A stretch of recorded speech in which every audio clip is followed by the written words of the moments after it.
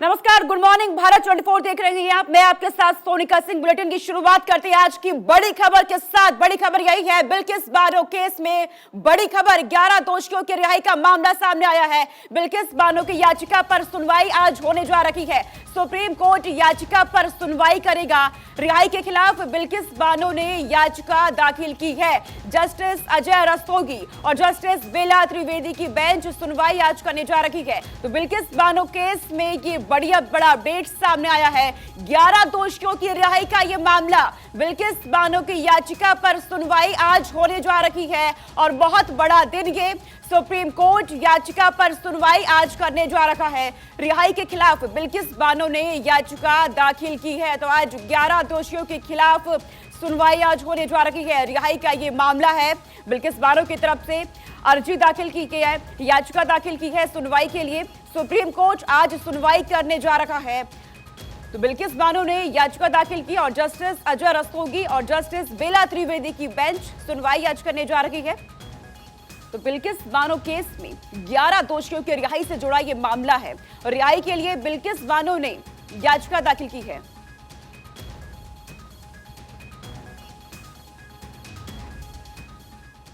और आगे रुख करते हैं, लव जिहाद से जुड़ी बड़ी खबर सामने आ रही है। लव जिहाद कानून पर गृह मंत्री अनिल विज का बड़ा बयान सामने आया है। हरियाणा में लव जिहाद पर कानून बन चुका है, ये कहा उन्होंने। कानून में कुछ और बदलाव करने की जरूरत है और वो जल्द ही हम करेंगे, ये साफ कर दिया गया है हरियाणा के गृह मंत्री अनिल विज की तरफ से। बदलाव करने के बाद विधानसभा में पेश किया जाएगा। तो ये बहुत बड़ा बयान दिया गया है हरियाणा के गृह मंत्री अनिल विज की तरफ से। लव जिहाद कानून को लेकर उन्होंने कहा, लव जिहाद कानून बन चुका है, कानूनों में कुछ बदलाव करने जा रहे हैं और ये नियम जो बदलाव करे जाएंगे वो बहुत जल्द करे जाएंगे। बदलाव करने के बाद इस बार विधानसभा में इसे पेश कर दिया जाएगा। अनिल विज की तरफ से ये साफ कर दिया गया है। लगातार लव जिहाद के मामले सामने आते हैं और हिंदू बेटियों को निशाना बनाया जाता है। इसे देखते हुए हरियाणा के गृह मंत्री अनिल विज का ये बहुत बड़ा बयान सामने आया है।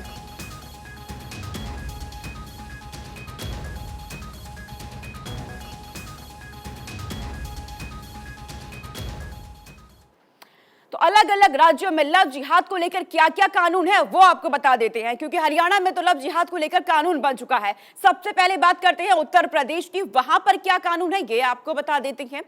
धर्म परिवर्तन के लिए, आपको देखिए, धर्म परिवर्तन के लिए इच्छा संबंधी घोषणा पत्र देना होगा। ये उत्तर प्रदेश में लव जिहाद को लेकर क्या कानून है वो हम आपको बता रहे हैं। जिला मजिस्ट्रेट के पास 60 दिन पहले देना होगा घोषणा पत्र आपको। इसी के साथ दोषी पाए जाने पर गैर जमानती धाराओं में मामला दर्ज होगा। लव जिहाद का क्या है कानून वो हम आपको बता रहे हैं। 10 साल की कड़ी सजा का भी प्रावधान है उत्तर प्रदेश के। ये नियम है लव जिहाद कानून को लेकर के।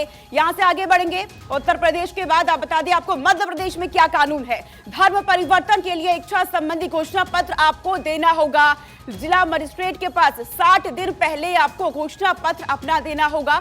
जांच के बाद ही धर्म परिवर्तन और शादी मान्य और वैधानिक होगी। जांच होगी, इसके बाद ही कुछ बताया जाएगा। दोषी, अगर आप दोषी पाए जाए, दोषी पाए जाने पर गैर जमानती धाराओं में मामला आप पे दर्ज किया जाएगा। मध्य प्रदेश का कानून ये कहता है लव जिहाद को लेकर 10 साल की कड़ी सजा का प्रावधान भी तय किया गया है लव जिहाद कानून में।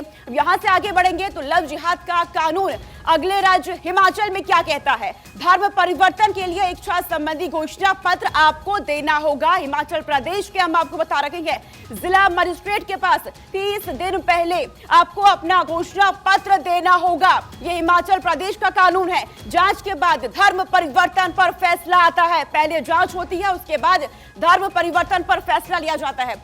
दोषी पाए जाने पर 1 से 5 साल की आपको कैद भी हो सकती है। हिमाचल प्रदेश में लव जिहाद को लेकर ये कानून है जो हम आपको बता रहे हैं कि अलग अलग राज्यों में किस तरीके से लव जिहाद को लेकर कानून बनाए गए हैं।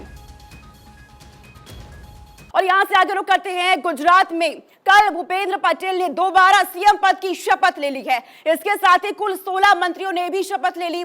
वहीं कल शाम तक राज्य सरकार ने मंत्रालयों का बंटवारा भी कर दिया गया। इसमें हर्ष सांघवी को गृह मंत्रालय और खेल मंत्रालय दिया गया है। वहीं ऋषिकेश पटेल को स्वास्थ्य मंत्रालय का जिम्मा मिला है। इसके अलावा बलवंत सिंह को कपड़ा और नागरिक उड्डयन मंत्रालय दिया गया है। कन्हूभाई देसाई को वित्त, ऊर्जा और पेट्रोकेमिकल्स मंत्रालय दिया गया है। तो ऋषिकेश पटेल को स्वास्थ्य, परिवार कल्याण एवं चिकित्सा शिक्षा, उच्च एवं तकनीकी शिक्षा, विधि, न्यायपालिका, वैधानिक एवं संसदीय कार्य विभाग सौंपे गए हैं। तो बीते दिन भूपेंद्र पटेल ने दोबारा सीएम पद की शपथ ले ली गुजरात में।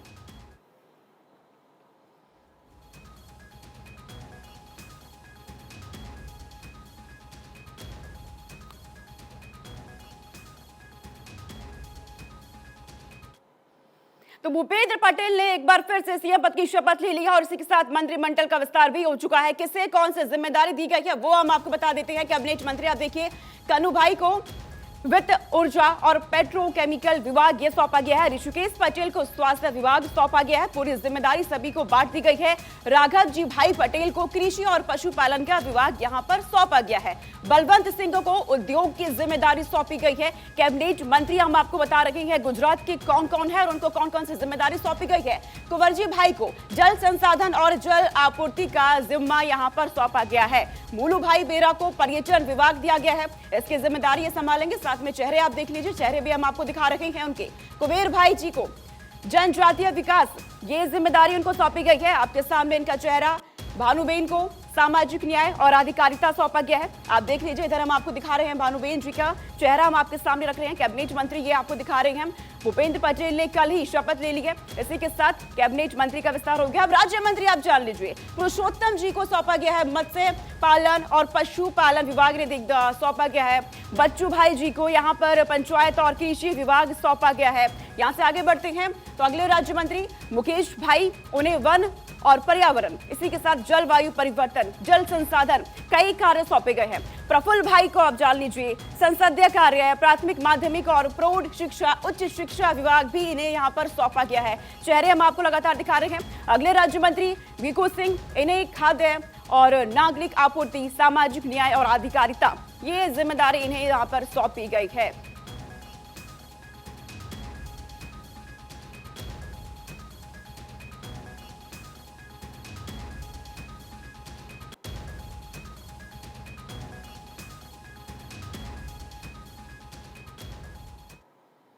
और आगे बढ़ते हैं, बात रूस और यूक्रेन की करते हैं। अब नजर डालते हैं रूस यूक्रेन वॉर के 24 बड़ी तस्वीरों पर। रूस यूक्रेन युद्ध में दोनों देश एक दूसरे को लगातार निशाना बना रहे हैं। रूस पर यूक्रेन के जवाबी कार्रवाई का एक वीडियो जारी किया गया है जिसमें यूक्रेनी T-64B टैंक ने रूसी T-72B3 टैंक को नष्ट कर दिया। रूस पर क्लस्टर बम से हमले की तैयारी में यूक्रेन, अमेरिकी वेबसाइट ने किया दावा। रूस यूक्रेन युद्ध में दोनों ही देशों को काफी नुकसान पहुंच रहा। रूस की राजधानी मॉस्को के एक शॉपिंग सेंटर का वीडियो आया सामने, जहां शॉपिंग सेंटर में ब्लास्ट के बाद वो सिर्फ मलबा बनकर रह गया। युद्ध में अजरबैजान ने यूक्रेन को सैन्य मदद पहुंचाई। अजरबैजान ने अपने 3 MiG-29 लड़ाकू विमान यूक्रेन की वायुसेना को सौंपे।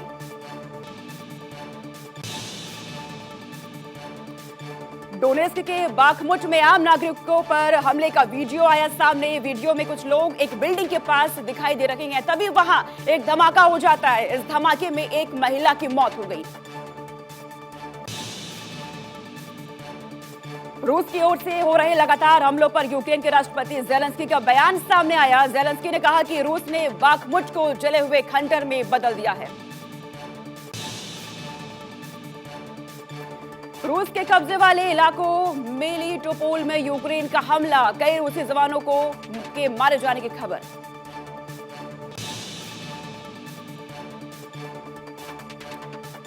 नेटो के सेक्रेटरी जनरल जेंस ने रूस और यूक्रेन के बीच अब भी तीसरे विश्व युद्ध की आशंका जता दी है। उन्होंने कहा कि अब यह खतरा और बढ़ गया है कि युद्ध सिर्फ यूक्रेन और रूस के बीच नहीं रह जाएगा।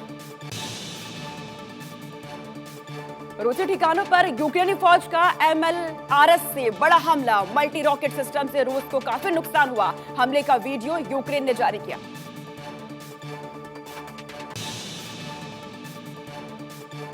डोनेस्क में आर पार की जंग जारी है। रिहायशी इलाकों पर यूक्रेन ने हमले तेज किए। हमले में कई रशियन सैनिकों के मारे जाने की खबर। यूक्रेन के ओडिशा में रूसी फौज का हमला, भीषण हमले में पावर सप्लाई ठप, कई जगहों पर छाया अंधेरा। रूस और यूक्रेन के बीच हमला जारी है। इस दौरान खेरसोन में रूस ने मैटरनिटी अस्पताल पर हमला किया। यूक्रेन वॉर की इमोशनल तस्वीर, यूक्रेनी सैनिकों के फ्यूनरल में शामिल हुए सैकड़ों लोग, अंतिम विदाई देते हुए भावुक हुए लोग।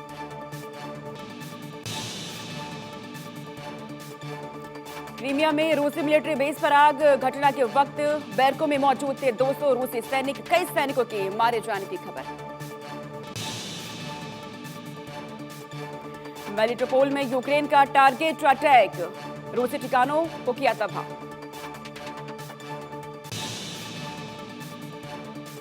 मेलिटोपोल हमले में रूस को बड़ा नुकसान, घायल रूसी सैनिकों का वीडियो आया सामने।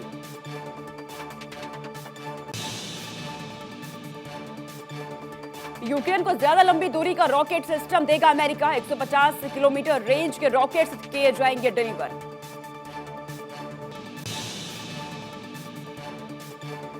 वॉर जोन का हैरत अंगेज वीडियो आया सामने, यूक्रेन के ग्राउंड फोर्स का एक्शन, रूसी पोजीशन पर कब्जा करने की कोशिश। यूक्रेन आर्मी का रूसी टुकड़ी पर हमला, रेंज में किए एक के बाद एक कई विस्फोट। क्रीमिया में यूक्रेनी टैंक का एक्शन वीडियो, रूसी ठिकानों पर किया अटैक, क्रीमिया के में लगातार हमले।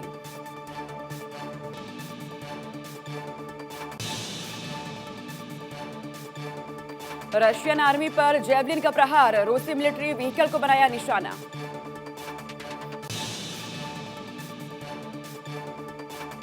बाखमुट में कहर बरपा रहे शार्प शूटर, वॉर जोन से यूक्रेनी शार्प शूटर का एक्शन।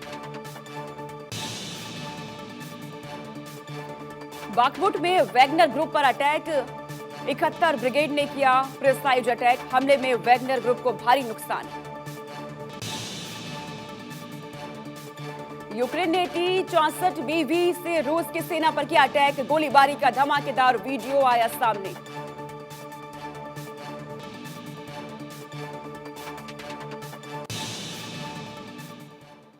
और इस बीच बड़ी खबर सामने आ रही है। आज काशी विश्वनाथ कॉरिडोर के उद्घाटन को 1 साल पूरा हो गया है। प्रधानमंत्री नरेंद्र मोदी ने 13 दिसंबर 2021 को यह उद्घाटन किया था। इस बीच 7 करोड़ 35 लाख श्रद्धालु दर्शन पूजन के लिए काशी पहुंचे हैं। वहीं सीएम योगी आदित्यनाथ आज वाराणसी जाएंगे। सीएम योगी पहले ऐसे सीएम हैं जिन्होंने काशी का दौरा 100 बार कंप्लीट कर लिया है। आपको बता दें कि सीएम योगी ने 94 बार काशी विश्वनाथ के दर्शन कर लिए हैं। इसी के साथ उन्होंने अपने नाम ये रिकॉर्ड भी दर्ज करा लिया है कि 94 बार काशी विश्वनाथ के दर्शन वो कर चुके हैं और उनका जो दौरा अब होगा काशी का, उसके साथ ही 100 बार का जो उनका रिकॉर्ड रहेगा वो कंप्लीट हो जाएगा। तो ये बड़ी खबर इस वक्त हम आपको बता रहे हैं। दरअसल आज काशी विश्वनाथ कॉरिडोर के उद्घाटन को 1 साल पूरा हो चुका है। प्रधानमंत्री नरेंद्र मोदी ने 13 दिसंबर 2021 को उद्घाटन किया था। तस्वीर हम आपको दिखा रहे हैं। सीएम योगी आदित्यनाथ लगातार काशी विश्वनाथ पहुंचते हैं, पूजा अर्चना वहां करते हैं। 7 करोड़ 35 लाख श्रद्धालु दर्शन पूजन के लिए काशी पहुंच रहे हैं। वहीं सीएम योगी भी आज वाराणसी जाने वाले हैं। एक बार फिर से पहुंचेंगे काशी विश्वनाथ, क्योंकि आज 1 साल पूरे हो रहे हैं। उद्घाटन किया गया था 13 दिसंबर 2021 को और 1 साल पूरे होने के मौके पर बेहद ही खूबसूरती के साथ काशी विश्वनाथ को सजा दिया गया है। भव्य सजावट की गई है।